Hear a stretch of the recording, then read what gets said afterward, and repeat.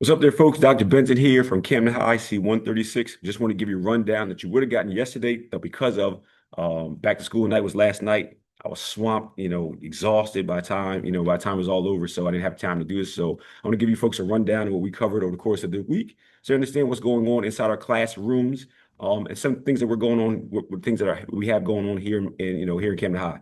So every class, I like to start off giving a rundown of the news, not just only local or state, but also try to nationally make some national news or share some national news and some international news as well, for which there was a lot. So I think we start off the week talking about Russia flying drones into Poland, which is a NATO country, and I asked you what NATO meant.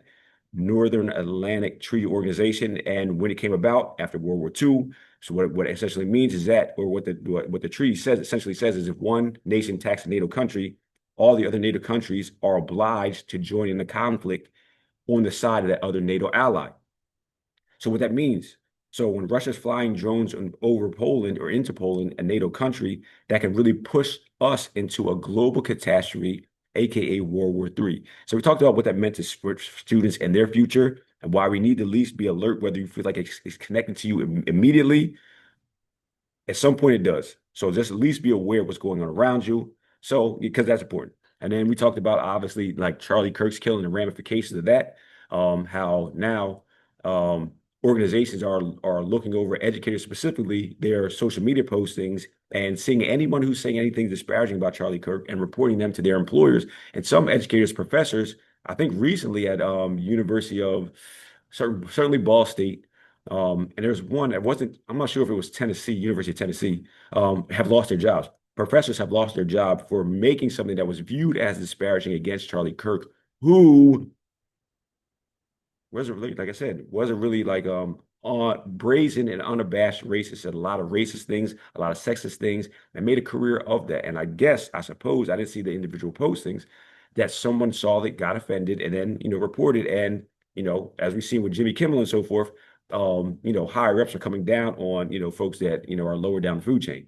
So we talked about that. We also talked about the comparative silence in terms of media on two black folks who were lynched in Mississippi, and how police were quick to come out and say there was no foul play, no suspected foul play.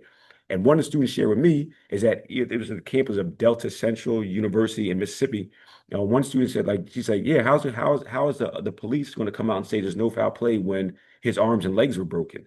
Which that showed me that one of the students were aware of the story. That's sort of encouraging. But also we had to talk about, like, why is there such a lack of coverage, such a silence when this thing is really going on right now? When we talked about lynching, after Reconstruction during the Jim Crow era, in my U.S. History 2 class. But I wanted to explain to them, like, yo, what you heard about happened a while ago. Like, no, this stuff really does happen still today. And not too long ago, someone was lynched, a delivery driver was lynched in Henderson, North Carolina. So this is very, very recent stuff.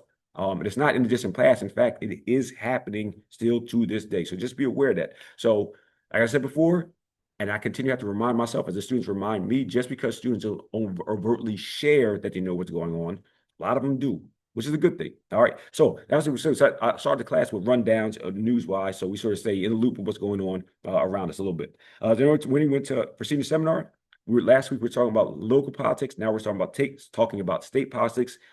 This week we were talking about state legislatures, state assemblies, the governors, and the ramifications and all the powers that state politics plays in our lives. So one of the clearest ways, one of the clearest and starkest ways to actually show how important governorships are and state lawmakers are is actually to do a sort of comparison on state law to state law. So, for instance, one of the really things that I try to paint things really, really clear for folks. So, one of the issues that we were discussing was like the issue of like child marriage, and age of consent, what that means. And in some states, they actually saw on a map, because it's sort of color coded, what states allow child marriage. So some states allow children to be married as low as 14 years old.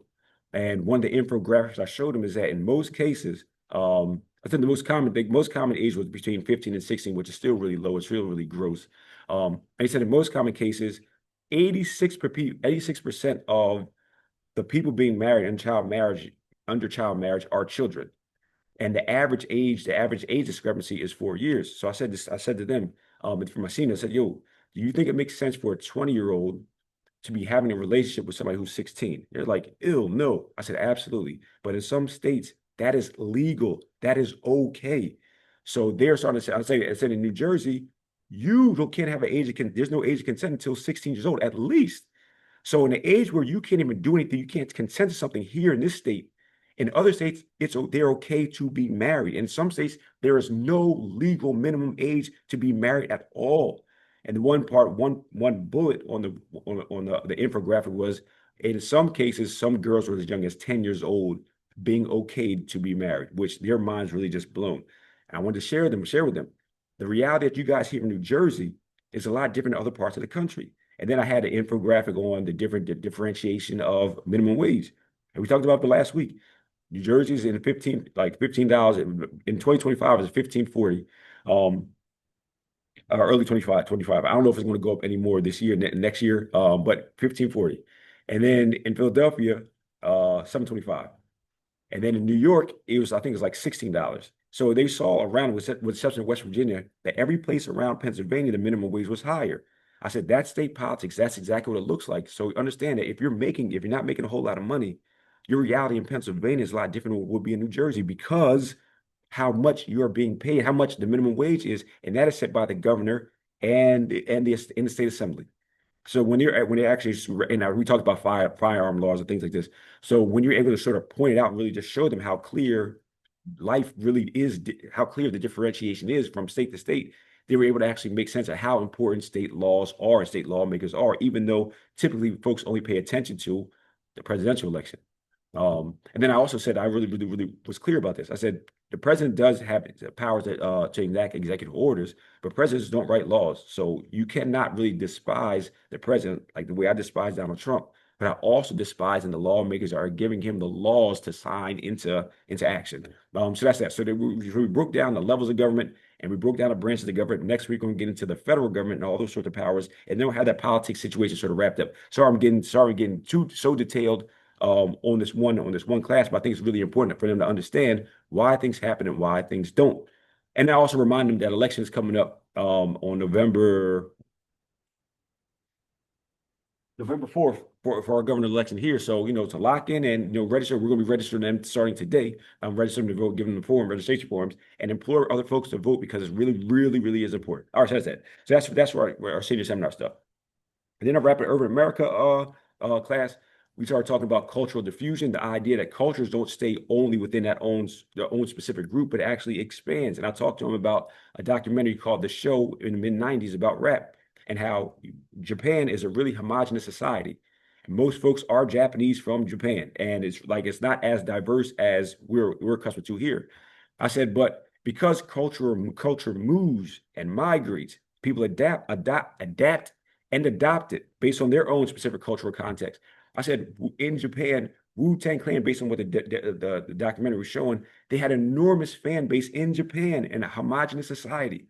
Wu-Tang Clan from Staten Island, all right, has an enormous following in Japan because culture moves, artistic expression moves. We adapt and adopt things all the time. We don't really understand that's what's taking place, but it does. I asked them a question, yo, how many of y'all have I had oxtail before? Hands went up all over the place. I said, that's just making dish. I said, you guys have had it here in Camden, New Jersey, because these types of expressive things move, including food. So they're starting to understand, like, yeah, culture doesn't only stay only with that one group, but every culture around on earth will adopt and adapt the culture that they're being exposed to. Now, so we talked about that.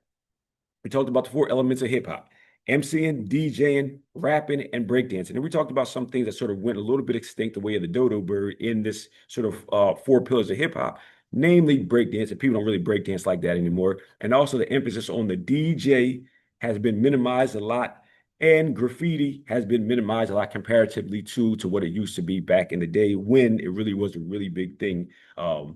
So, and there were raps about specifically graffiti, but you don't see a whole lot about that anymore. You don't see a whole lot of that anymore, like the art, not just a tagging on the wall, but actually the art of graffiti art. But then we're again, and I want to focus then with the focus of the class is specifically on the verbal element of that, which is rap, which we're getting into, which we continue to get to, take a deeper dive into that. And then we discuss poverty's impact on the brain, all right, which is really, really heavy. So we talked about last week the neurological development of folks in this age group under 25, how the prefrontal cortex has not fully developed, and that manages a lot of our response, our fight or flight, um, you know, our ability to assess risk and things like this, impulse control. But then when you add an element of poverty on top of that, one professor, one article said that growing up in poverty, not just somebody who's experiencing temporary economic difficulty, like being laid off and something like that, but growing up in poverty is akin to growing up in a war zone, based on the effect that it has on the brain.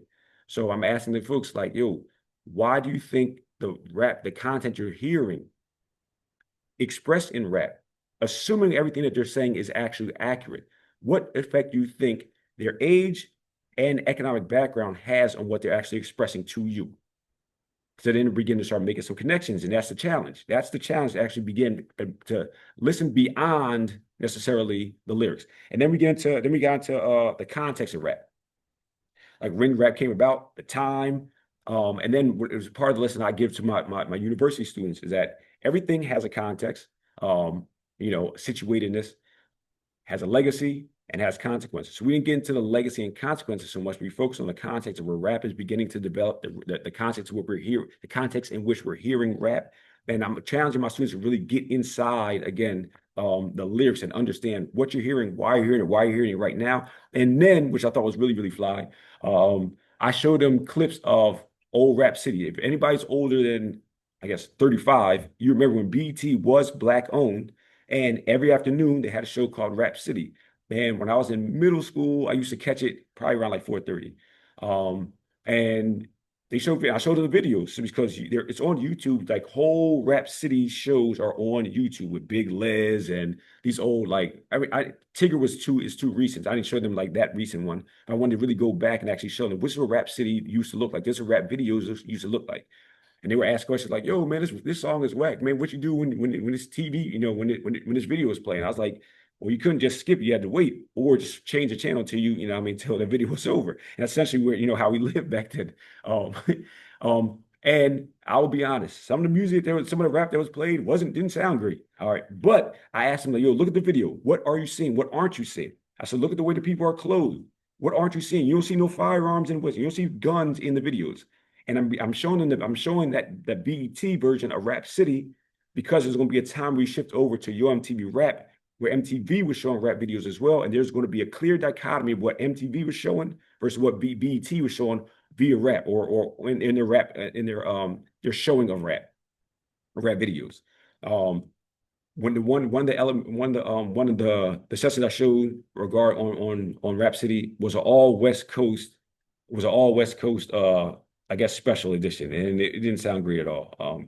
And that all West Coast edition, there was no NWA, there was no Ice Cube, and I wanted them to actually see who aren't you seeing on this West Coast section in the '90s, because I wanted to show them like, yo, you've been hearing a lot about NWA and this idea of West Coast rap, but it was not being played like that out here. And they had a hard time really understanding like, yo, things were really regional in terms of actually rap and music. So they had regional radio stations and also regional conveyances of music as well. So they actually had to see they had the Rap City had a whole West Coast edition where Big Les was visiting folks out there, and they started commenting on the way folks are dressing, all types of stuff. And yeah, they had to have a special edition to have an all West Coast and they have a West Coast, I guess exposure, but because primarily it wasn't like that. Rap City was not showing a lot of West Coast rap at all, and that was a new idea for them as well. But they didn't see any guns, they didn't see anybody, no pants sagging, they did not see any half naked women at all. So they're beginning. So I wanted to actually show them that so they actually could see like this is something that's different. What you're seeing right now is a different conveyance of rap music than what it used to have been. And I will tell you this, if you want to be horrified, some of the songs that my students are showing me are atrocious. I talked about last week, but it didn't get any better. All right. And in U.S. history, sorry I'm going so long. In U.S. history, we talked about the progressive era, we talked about industrialization, we talked about urbanization in the early 1890s, 1890s, 1890s to the 1920s. We didn't get out of the 1800s just yet. But if we start talking about urbanization, And then we started talking about things like the formation of unions. And one of the things they had to cover or read up on was the Triangle Shirtwaist Factory fire in New York, where essentially 150 primarily immigrant women were locked in the top floor of a shirt company. It burned down. I mean, it got caught on fire, and folks were essentially burnt alive. So we talked about the formation of unions, why you have unions, what's the necessity for having unions. And then we got into actually the book, The Jungle, published in 1906 by Upton Sinclair, pretty much about slaughterhouses.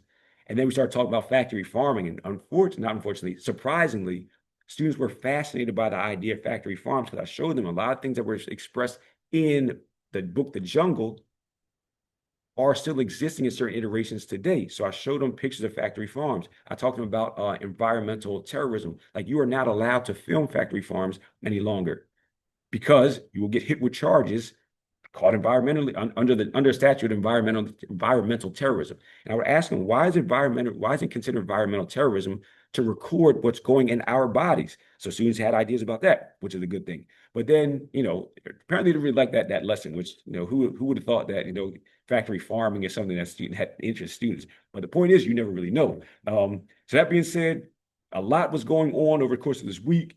We have a lot more stuff coming on next week. We're going to get deeper in the rap game. We're going to actually begin to start.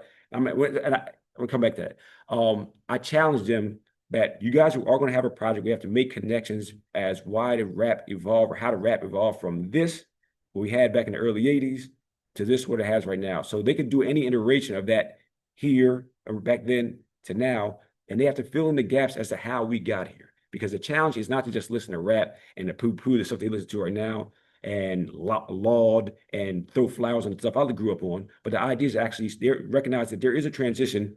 How and why might that have occurred? So that's that. Yeah, so we're digging deeper about that. We're going to continue to actually get into early rap, their messages, their imagery. And I can't wait to talk about how the influence of crime and punishment and criminal justice and incarceration has an impact on the rap that's shown or rap that developed, particularly the 5%er influence on rap that was huge in New York and filtered down southward. I mean, down south, like toward Philly and things like this.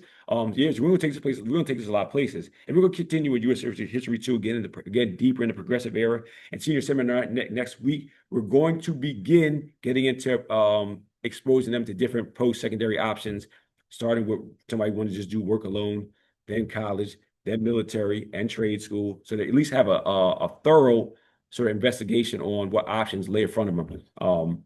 I have my biases, but I'll be upfront with that as well. So sorry it was so long, but I think it was really important for folks to understand what's going on, all the things that are going on in C-136.